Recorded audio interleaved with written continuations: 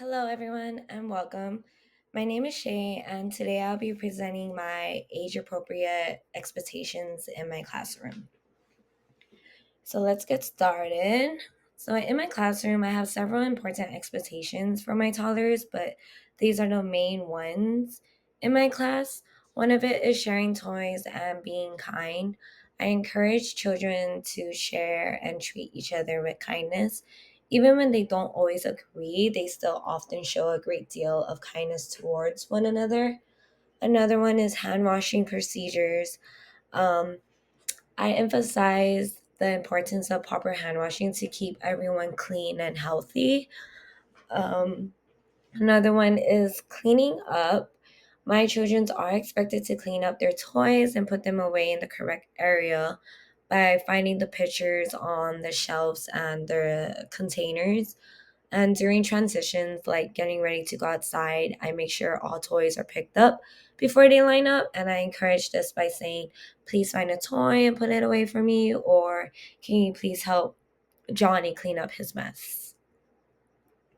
And lastly, sitting down on their bottoms during group activities is one of my main ones because this helps ensure every single child to participate and see the activity effectively.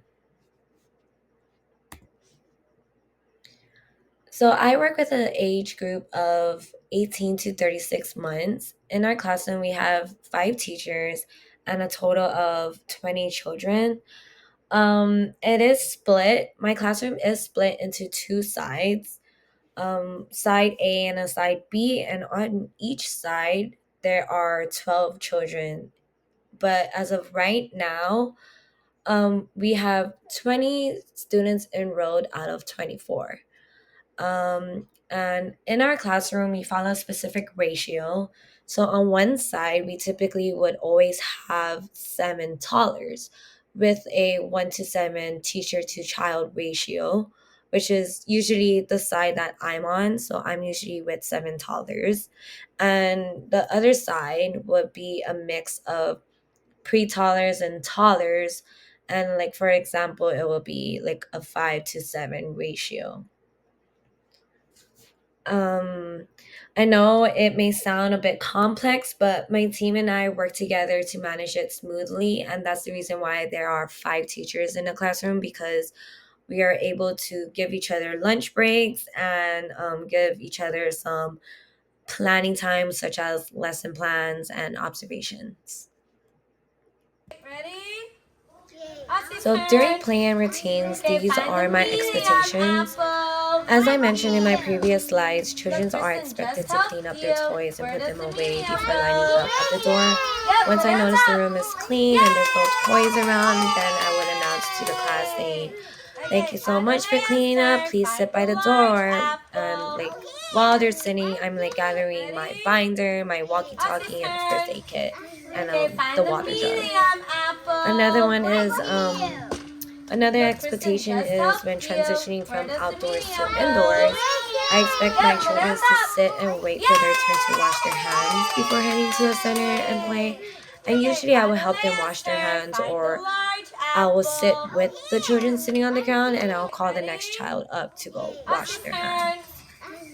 And lastly, the video I posted a video sorry I posted a video of my children participating in an activity and they are helping each other out. I've always encouraged my toddlers to support one another as it helps build friendships and promotes their social, emotional, and language development.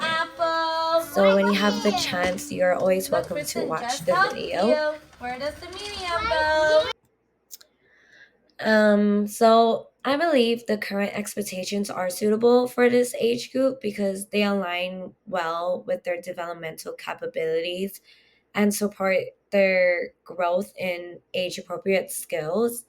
For approaches to learning, children shows initiative and curiosity, such as getting ready for the next activity or sharing a personal toy with another child.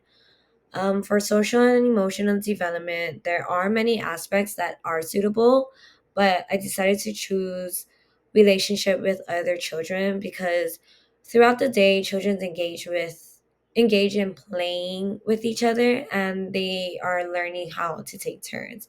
So I feel that this domain best reflects their development.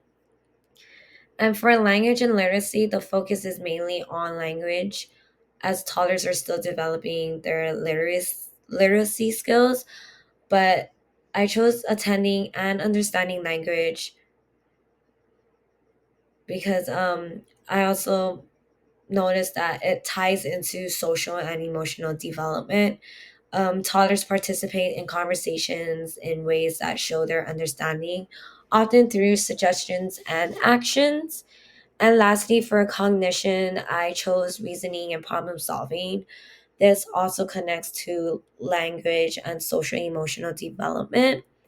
Um, I always encourage my toddlers to problem solve and explore ways to find solutions, such as when two children are running the magnet tiles, but they need to find a way to share. So, for improvement, for age appropriateness, one of it is reduced academic focus and emphasizing play based learning. Um, I think this would be a good one because I think toddlers learn best through hands on explorations and sensory experiences. Expecting them to engage in formal academic tasks can be pretty overwhelming and may not match their developmental stage. Activities such as like sensory play, building with blocks, and exploring textures can promote learning in a more age appropriate way. And then the other one is focus on process over product. This is one of my main ones that I always like to tell my assistants because toddlers, the act of engaging with materials such as scribbling with crayons is like more important for their development than producing a finished product. I think this approach encourages creativity and builds foundational skills without pressuring them to meet specific standards. So that's why when it comes to doing artwork, I always encourage the toddlers to do it in their own way. And I always try to mentor my assistants to allow them to explore it by themselves. So, in my classroom, expectations are communicated in several ways to ensure clarity for all children. These methods are designed to be simple, visual, and accessible for toddlers. I use a lot of pictures of the children's and charts in my classroom, such as my routines and rules are in the class. Um, Another one is modeling. I frequently model behaviors for the children, such as how to share toys, cleaning up, and sitting down during group time. And by demonstrating the behaviors, children can imitate and learn from what they see. And especially with this age group, toddlers love to mimic the adults, whatever you do or whatever you say. So that's why modeling is a big way of communications. And another one is verbal reminders. I give clear, simple verbal instructions. For example, like please clean up your toys or it's time to wash hands. And using this can help children easily to follow what you're saying. Um, and for appropriateness of communications, I use positive language and clear expectations.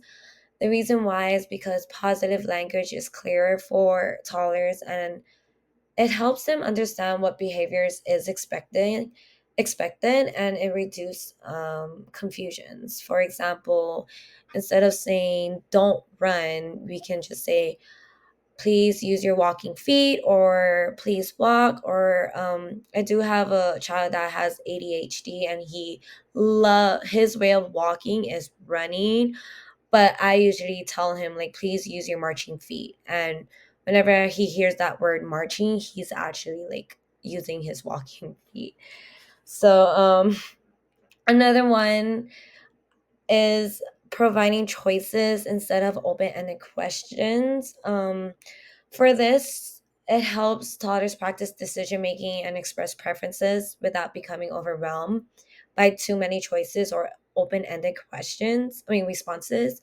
And I feel like this is also a good way to help you with like behavioral children's. And lastly, model language by repeating and expanding. When a toddler says a word or a short phrase such as car, we can model more with a complete sentence saying, yes, that's a big car.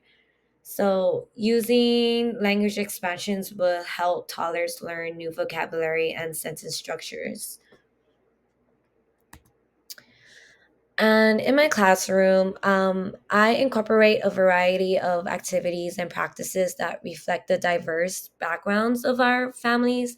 For examples, I include multiple languages around the classroom, such as Hawaiian numbers, Filipino colors, and Spanish body parts, etc. And we also have diverse dolls and pictures of things and people from around the world.